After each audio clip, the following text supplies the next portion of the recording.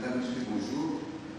Ensemble de toute la production, je vous accueillir ce matin, ici à l'hôtel Montana, en vue de vous présenter ce guide contre la corruption. Au nom de l'ensemble de la production, j'assure le président, c'est merci des institutions membres. Je vous remercie de votre présence et je vous souhaite toute la bienvenue. Considéré comme une première monture, ce papier va le présenter sur la version définitive du guide. Donc ce guide montre la corruption sur un cadre référentiel destiné à l'éducation citoyenne en matière de lutte contre la corruption. Comme vous savez, nous sommes des institutions à gérer par le droit humain. Donc nous voulons assurer la lutte contre la corruption soit un axe de travail, c'est pour lutter contre la corruption selon la Nations Unies, est considéré comme un obstacle à la puissance et à l'effectivité des droits humains. Donc, ensemble, on a retrouvé aussi les partenaires qui ont contribué à la réalisation de ce document. Donc, je pense à Avocats Sans Frontières Canada. Donc, au nom de l'ensemble de la Convention, nous vous remercions. Mesdames et messieurs, membres de l'ensemble de la corruption, comme je vous dis, l'ensemble de la corruption, c'est des institutions, c'est sur des lois hautes, ou Maxime, une présentation des institutions qui constituent cette plateforme. Représentant des institutions étatiques, il y a un représentant de la protection administrative qui est là, monsieur, qui va quand même le présenter le truc, c'est-à-dire pour mettre le flash sur l'importance de cette institution étatique de la corruption. Le membre de la coopération internationale, je suis le représentant des ambassades qui sont à la salle. Donc, je vous souhaite la bienvenue, bonne participation et bonne participation. Merci. Anticorruption, la version française et la version créole, manuel pour combattre la corruption. La version créole est faite, mais il y a quelques corrections techniques et à apporter. Est-ce pourquoi nous voulons faire ces corrections avant de les communiquer. Donc, mais la version créole est tout à fait disponible et malheureusement, on ne peut pas les distribuer sans introduire avec correction. On m'a demandé de faire une mise en contexte, comment on est arrivé là. Et au démarrage du projet, on avait invité la presse et aussi quelques associations. On vous avait invité à participer au lancement du projet. Et lors, on avait promis, et selon notre calendrier, on avait promis que le guide serait disponible, autant que je me souvienne, au cours du mois de juillet de l'année 2020. Malheureusement, nous avons connu quelques difficultés et est-ce pourquoi nous présentons le guide anticorruption aujourd'hui. C'est le contexte, une mise en contexte qu'on m'avait demandé de faire et je veux.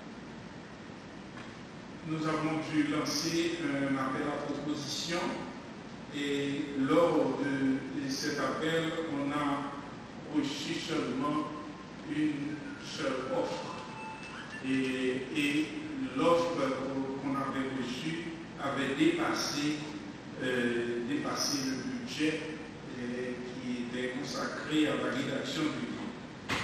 Et donc, on a dû lancer un deuxième appel, restreint cette fois, et où nous avons reçu 3 offres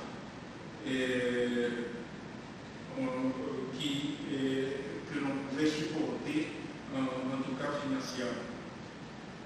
Et donc la l'attribution du marché avait été accordée à Maître Claudie Mansan, spécialiste et expert en passation de marché et de marché public. Nous avons au cours de la rédaction de ce guide, je crois que ça a été un moment très important pour la rédactrice, en tout cas, Maître Mansan, qui avait allumé un focus group avec vraiment la participation de toutes les institutions publiques qui participent à l'intégrité publique. Et je veux citer ULCC et la Cour des comptes, la Cour supérieure des comptes et du contentieux administratif. On avait invité aussi le BAF et le CREF et l'IGF et vraiment toutes les institutions publiques avaient participé à ce focus group qui a fait remonter des informations pour la rédaction même du guide. On a connu quelques difficultés par la suite à la remise du document, ce qui nous a porté à changer un peu notre calendrier et qui nous a forcé à modifier quelques éléments de notre programmation. Et nous tenons à remercier sincèrement Avocats sans frontières Canada qui vraiment nous a supporté tout au cours de ce projet. On a un accord de partenariat et je veux vraiment remercier M. Fosso qui nous a accompagnés non seulement au plan administratif mais aussi qui nous a accordé un support technique appréciable pour la réalisation de ce guide. Merci beaucoup. Nous tenons aussi à remercier Affaires mondiales Canada qui a supporté le contrat, en tout cas le contrat financier. Et nous remercions vraiment le Canada parce que, vous savez, nous visons des objectifs très précis avec ce guide. Et nous démocratisons avec la réalisation de ce guide les informations, le savoir sur la corruption. Ce n'est plus une affaire d'avocats. Je n'ai rien contre les avocats. Ce n'est plus une affaire d'administration, en tout cas, qui décide seul. C'est l'affaire des citoyens. Et je crois que c'est important ce pas que nous réalisons. Et le guide a été conçu pour les citoyens et pour les citoyennes. Cet ouvrage est en même un très éloquent qui illustre suffisamment les conséquences de la corruption. Le fait qu'elle prive les citoyens des services de base et les amène à mener une vie précaire, une vie, je ne voudrais pas y en dire plus. Toutes les personnes de bonne volonté s'accordent pour soutenir que la corruption doit être combattue.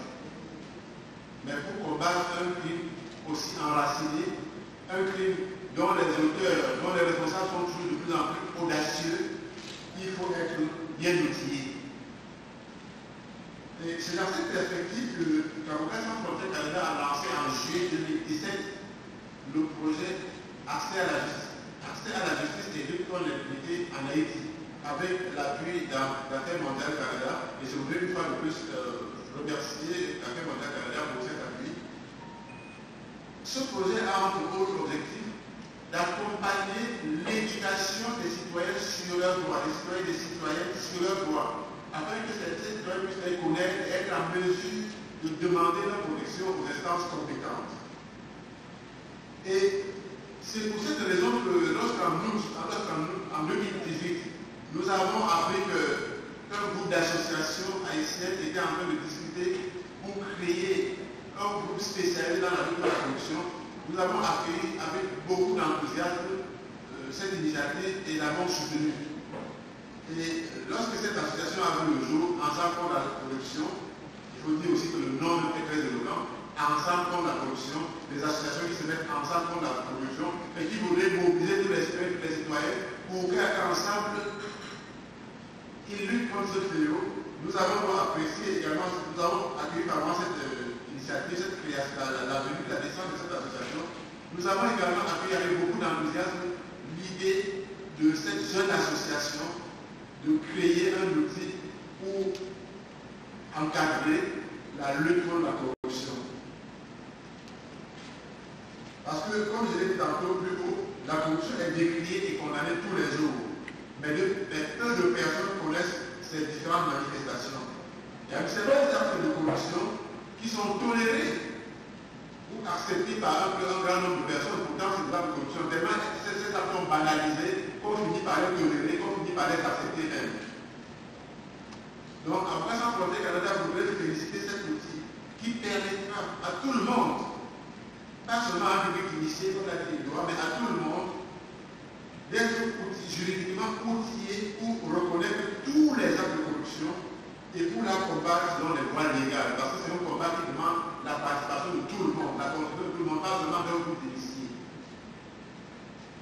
Et nous espérons donc que ce manuel renforcera la lutte contre la corruption en Haïti. Et nous espérons qu'il contribuera également à faire de chaque citoyen des acteurs et des actrices actifs de la lutte contre la corruption, afin que les corrupteurs et les corrompus soient traqués jusqu'à leur dernier retranchement, afin qu'il n'y ait plus d'autres scandales de Djokabili. Donc, au risque de le répéter, je voudrais encore réitérer l'invitation de l'avocat Sans Frontières à faire contre la corruption pour la réalisation de cet outil, ce manuel. Et nous voulons également profiter de cette occasion pour préciser que Avocat Sans Frontières Canada sera toujours au côté de CC pour soutenir les prochaines étapes, pour soutenir la vulgarisation de ce document. Parce qu'il est important qu'il soit porté à la connaissance des associations, de tous les acteurs et tous les acteurs de la lutte contre la corruption dans tout le pays. Donc Avocat Sans Frontières est disposé à accompagner cette étape, accompagner les autres étapes pour que tout le monde puisse nous connaître, pour que tout le monde puisse contribuer à la lutte contre la corruption. Et je voudrais sur ce point vous remercier pour votre libre attention.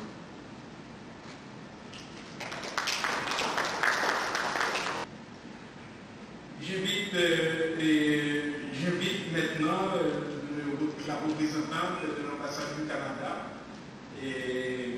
à dire quelques mots en tant que supporter de ce projet. Et madame, je vous passe le microphone. Monsieur le Président de l'ECC, Mesdames et Messieurs les représentants des organisations fondatrices de l'ECC, Monsieur le Président de la Cour supérieure des comptes, Monsieur le chef de mission d'Avocats Sans Frontières Canada, Mesdames et Messieurs les représentants et représentantes des organisations de défense des droits de la personne, membres de la communauté internationale, distingués invités, bonjour à tous. Je me présente, mon nom est Valérie Potvin, chef de coopération adjointe à l'ambassade du Canada. Je vous remercie infiniment de l'invitation et de m'accorder quelques minutes pour vous adresser la parole ce matin.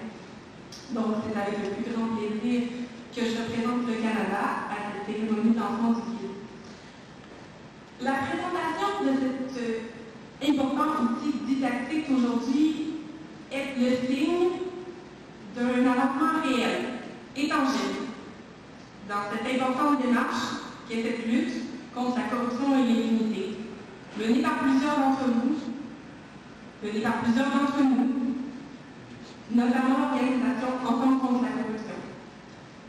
Mesdames et messieurs, permettez-moi de féliciter tous ceux et celles qui ont contribué à cet ouvrage et remercier nos proches collaborateurs d'Avocats Sans Frontières Canada qui, à travers le projet Accès à la justice et lutte L'Infinity, financé par le gouvernement du Canada, a appuyé la réalisation de ce film.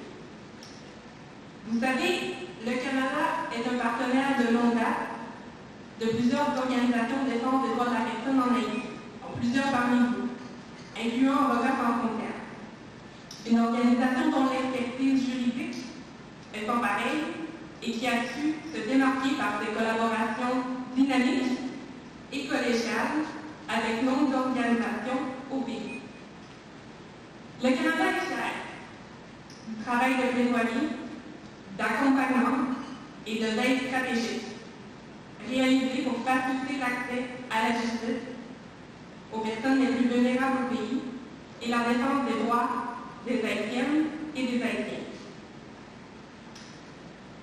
Si l'histoire nous apprend une chose, ou plusieurs, c'est que les succès enregistrés dans ces luttes ne sont pas le fruit d'un seul, comme on dit en Haïti, l'union fait la force, et la formation de l'organisation Ensemble contre la corruption en est emblématique. Je félicite tous les partenaires pour leur engagement dans cette éducation citoyenne et, comme vous l'avez si bien mentionné, cette démocratisation du savoir. Le Canada est fier de soutenir cet outil didactique, d'être aux côtés des Haïtiens et des Haïtiennes. Je vous remercie encore une fois pour l'invitation et je vous souhaite une fructueuse séance.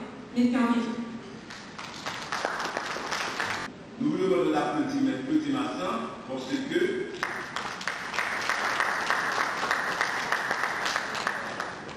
c'est notre Petit Massin qui a gagné le marché pour écrire ce document. On l'a conçu, on a vu tout ce qu'on pouvait, mais Maître Petit Massin, par rapport à son expertise et sa formation, elle a gagné le marché, un marché réduit, il y avait deux ou trois comme il disait, pour produire ce matériel. Merci beaucoup, je vous remercie. Nous avons tenu pour cette présentation associée une institution publique à cette cérémonie. Et j'ai parlé personnellement au président de la Cour des comptes et du contentieux administratif et pour voir s'il pouvait être présent parmi nous aujourd'hui et dire quelques mots d'appréciation dans cette cérémonie, à l'occasion de cette cérémonie. Malheureusement, il n'a pas pu venir, et le président de la Cour, et il a désigné M. Géto Oxéus, qui avait participé à notre focus group, n'est-ce pas? Il avait participé au focus group animé par Maître Ensemble et quand on a rencontré les institutions publiques qui participent à l'intégrité publique. Et merci beaucoup, M.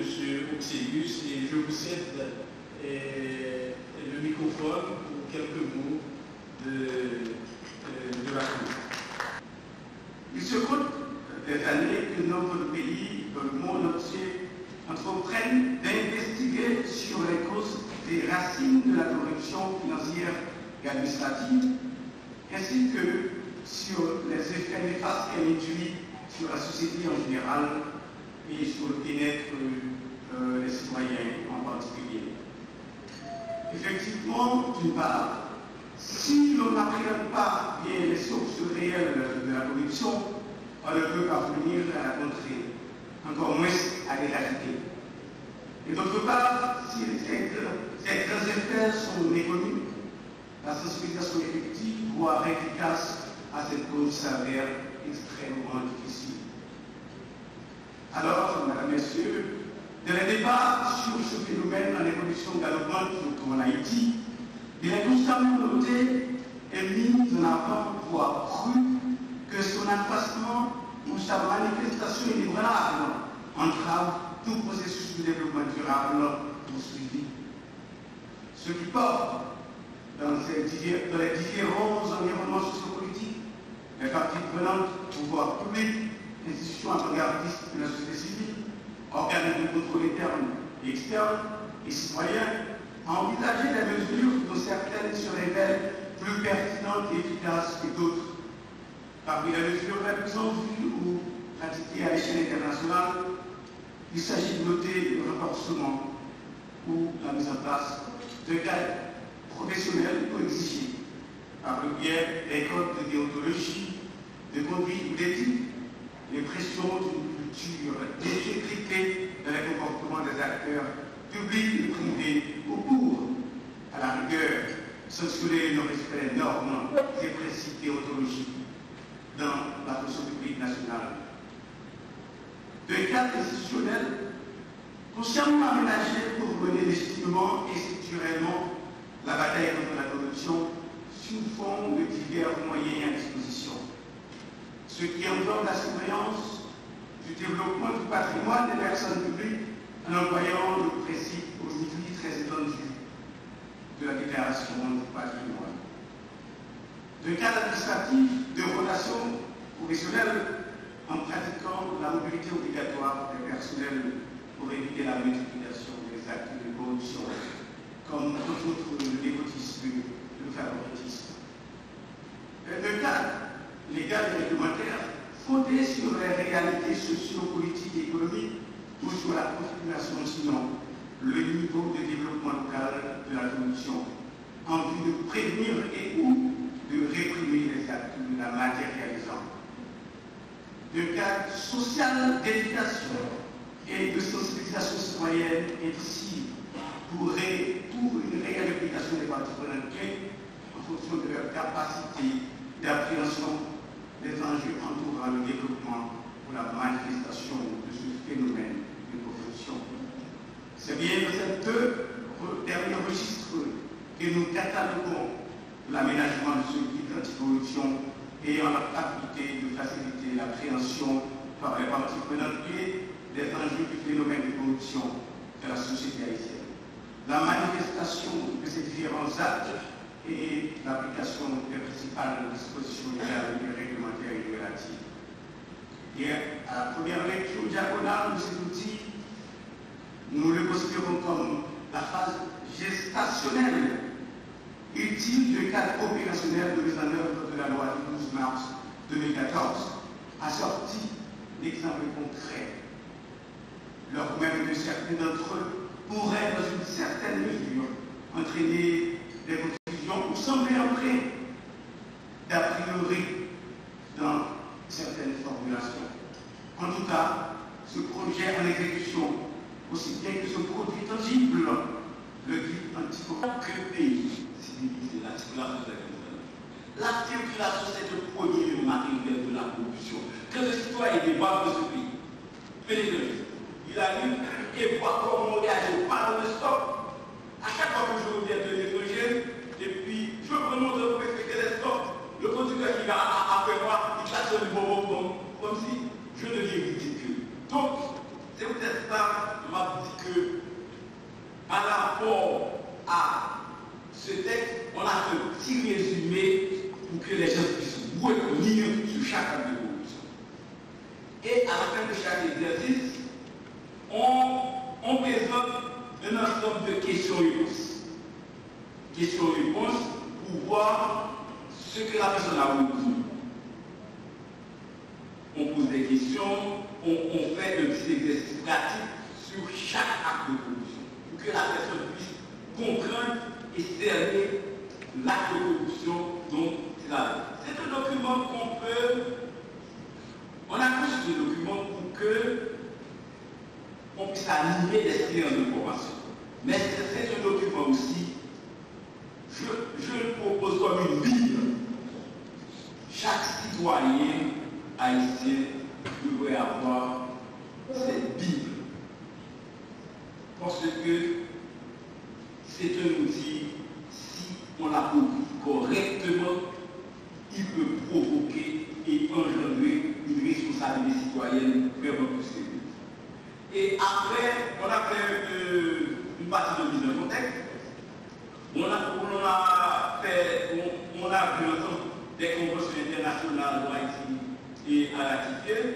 On présente une convention, la Convention interaméricaine contre la corruption CICC, ratifiée par le décret du 19 septembre 2000, et la Convention des Nations Unies contre la corruption CMGC, ratifié par le décret du 14 mai 2017. On fait aussi une présentation du cadre juridique national de la Constitution. Et Edouard disait une chose tantôt relative à l'application de la loi. Dans ce pays, on n'a pas un problème fondamental de loi. Le problème fondamental, c'est le respect de la loi. Or, que texte de loi au monde n'est pas fait? Comme sociologue, je sais, avant d'être juriste et avocat, je sais que les lois, c'est un produit pour résoudre des problèmes sociaux, et au fur et à mesure que le texte de loi est dépassé par une pratique sociale, on en fait de nouvelles lois. Mais on ne peut pas en faire de nouvelles lois si on n'applique pas une loi. C'est ce qui fait, il y en a qui tirent à poulet rouge sur notre loi mère. C'est vrai, notre loi mère est défendue. Mais pourquoi ne s'est-on jamais appelé à mettre notre loi mère en pratique totalement? Il y a tellement d'institutions indépendantes que cette loi mère a voulu et a fait, on refuse de les appliquer. Ça, c'est ce qui fait que en notre société, on peut dire qu'on a un problème de loi, on a un problème d'application de la loi. Et pour contrer l'application de la loi, ce sont les citoyens qui puissent avoir leur conscience citoyenne et contraindre les responsables publics qui ont été serment échoués sur la loi pour qu'ils puissent respecter la loi. Il faut contraindre les autorités à faire l'éducation patrimoine. C'est un élément indicateur d'acquisition de richesse. C'est ce qui fait la loi a tout prévu. Je ne dis pas, je retourne sur ce que j'ai dit. La loi prévu énormément de choses, la loi n'a pas tout prévu. La loi prévu beaucoup de choses, mais on refuse d'appliquer la loi. Combien de citoyens dans ce pays ont fait l'éducation du patrimoine qui ont accès que la loi fait obligation? Non, il n'y en a pas beaucoup qui font leur éducation du patrimoine. Et il y a la loi du 10 juin 2009 sur les règles générales relativement au marché public et aux conventions de possession de loyers de services publics. Il y a la loi du 12 mars 2014 pour la prévention de la corruption, donc ce document traite totalement. Et il y a la loi du 8 mai 2017 pour l'organisation et fonctionnement de l'unité de renseignement financier du crédit. Et puis après, on a un poste face qui sert de conclusion et une alternative. Cet outil, on vous le remet, vous en ferez bon usage et nous assure que la société ne peut pas si les citoyens s'en approprient et si l'ensemble des institutions publiques contribuent à éduquer et à relever la conscience citoyenne. Je vous remercie.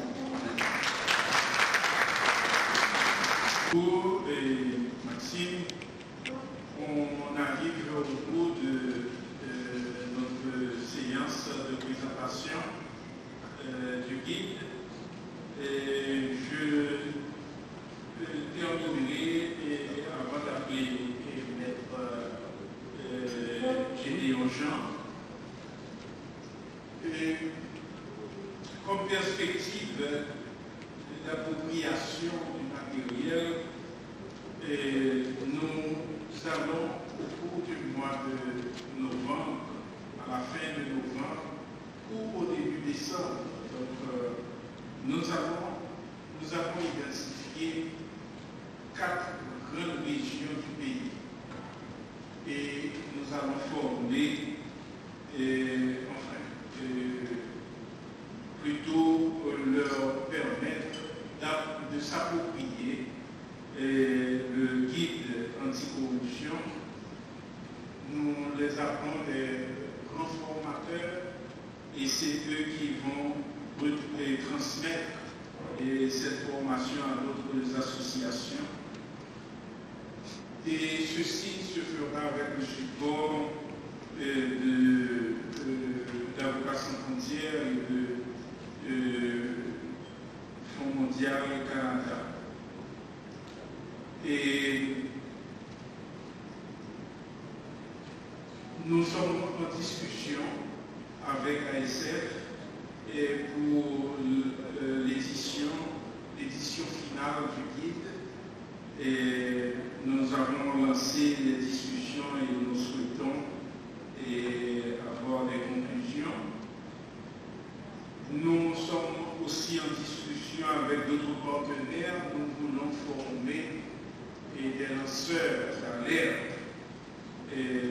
Lanceurs d'alerte contre la corruption, c'est des personnes qui utiliseront tous les outils des réseaux sociaux pour participer et faire remonter l'information sur la corruption ici en Haïti. Et nous allons établir une plateforme pour communiquer les informations sur la corruption telle qu'elle se répand dans notre pays. Secrétaire de la Commission qui a travaillé que nous saluons la présentation ce matin. Alors, c'est un travail assez intéressant qui, ce papier, ce document sur la corruption, l'éducation, qui propose 3 piliers essentiels: accès à l'information, renforcement de la législation, donc ça c'est le groupe médical, le renforcement institutionnel. Donc, comme il a été souligné, dans le sens de la corruption, c'est une plateforme, c'est une structure formée de plusieurs associations. Donc, je vais permettre de les préciser. Donc, je dois avoir la permission des lois Paul, c'est lui qui dirige les trucs. Donc, le CCF formé de plusieurs organisations. Tout d'abord, le Centre d'analyse et de recherche en droit communautaire, donc je suis le directeur explicite. Il y a le Conseil des acteurs non étatiques, le CONAN, dirigé par le droit Paul.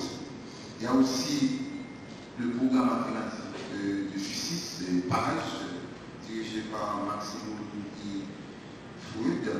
Il y a aussi le réseau national de défense des droits humains, dirigé par M. Hélène Espérance. Et je parle de toutes les organisations sur les GILAC, l'Institut GILAC, c'est une entité de GILAC.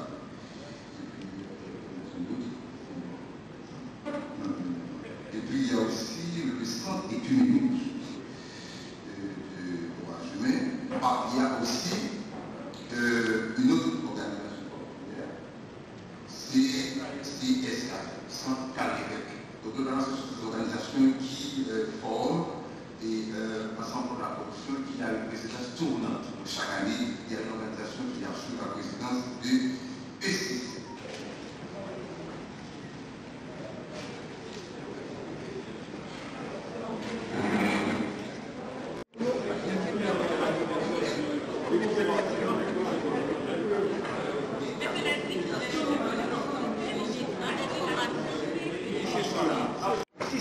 Yo pas impliqué yo le CCPJ fort l'ilonge guide là-bas moi dit un pays gagne qualité nous mettons dans main tout citoyen des outils pour connaître qui sa corruption pour nommer corruption les corruptions passées dans le quartier là yo dit qui ça qui non-corruption ça a apporté. Donc, nous démocratiser et lutte contre la corruption, je dis, ce n'est plus une affaire. La corruption n'est plus une affaire de administration publique et avocats, etc. C'est l'affaire de tous les citoyens. L'organisme ça, on connaît qui ça enrichissement illicite là, on connaît qui ça concussion et qui gens ou capable de passer devant la carte. Maintenant, ça c'est une, formé à c'est une, mais l'autre deuxième attitude là, c'est la communication de l'information. Ou besoin pour participer dans la lutte contre la corruption, ou besoin non seulement comprendre l'information, collecter l'information, mais il faut capable diffuser, traiter l'information et puis diffuser. Nous-mêmes, nous, dans l'ECC, nous proposons une adresse mail pour nous collecter l'information qui sorti tout partout dans le pays. Lire alerte, corruption, à commercial ecc-haïti.org. Et les outils, ça, nous commençons à faire formation avec guide là, nous allons faire formation à travers le pays et nous attendons que l'information nous remonte et nous dans l'UCC pour nous capables de connaître qui ça nous va faire avec. Voilà, dynamique là, clair pour tout le monde. Nous allons former le monde, nous allons des lanceurs d'alerte. Il y a gagné des outils dans le travail pour collecter l'information et puis pour faire information collecter, remonter nous, pour nous-mêmes nous capables de faire l'investigation qu'il faut pour nous sur chaque acte de corruption qui a pour mettre à travers lui. Je dis qu'il faut que nous disions, nous présenter, nous gagnons seulement ça.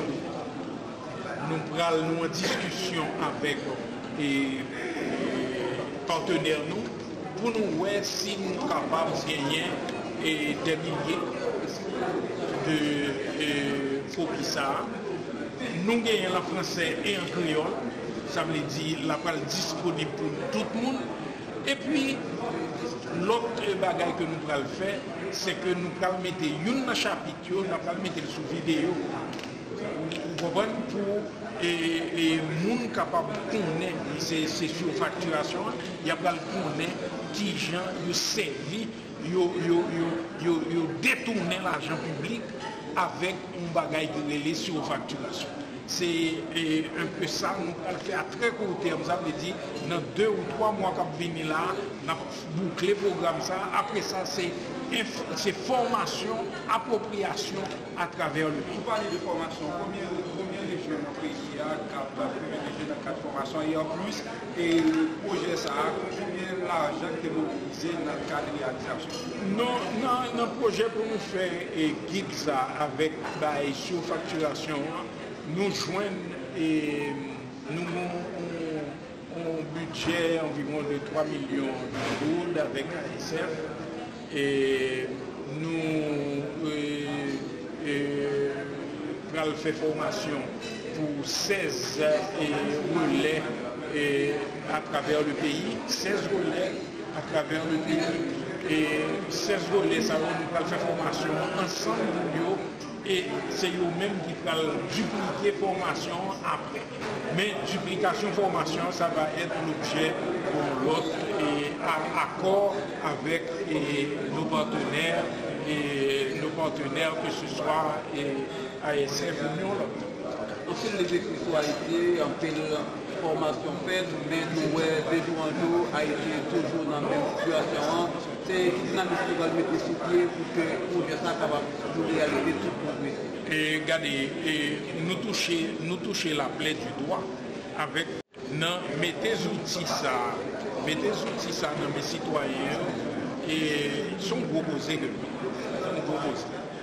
parce que corruption li fait pas de service dans l'État et l'argent public là li détourné et l'enrichi des familles, tout le monde connaît, et à travers l'administration publique là, à travers le ministre qui passait, et très souvent, ils ont passé mal, l'argent passé mal, ils détourné, ils ont fait de faux contrats, des contrats gré à gré, est-ce qu'on connaît qu'entre 25 et 30% du budget où est voté là, entre budget où vous communiquez là, entre 25 et 30% de budget là, c'est dans le marché public là. Et le marché public là, très souvent, c'est contrat gré à gré. Vous comprenez? Donc, ça, c'est son outil. Maintenant, il y a l'autre outil, il y a l'autre plaidoyer qu'il faut. Parce que il y a l'autre plaidoyer que ECC va organiser, c'est accès à l'information. Nous avons besoin capable de que l'administration publique là doit faire et communiquer l'information. Si nous avons besoin qu'on ait combien louer tel bagaille, combien passer tel contrat, combien les dépenser pour carburant, combien les dépenser pour toute information capable de. Donc, ou même des journalistes, investigateurs, ou même qui besoin d'outils ça, ou même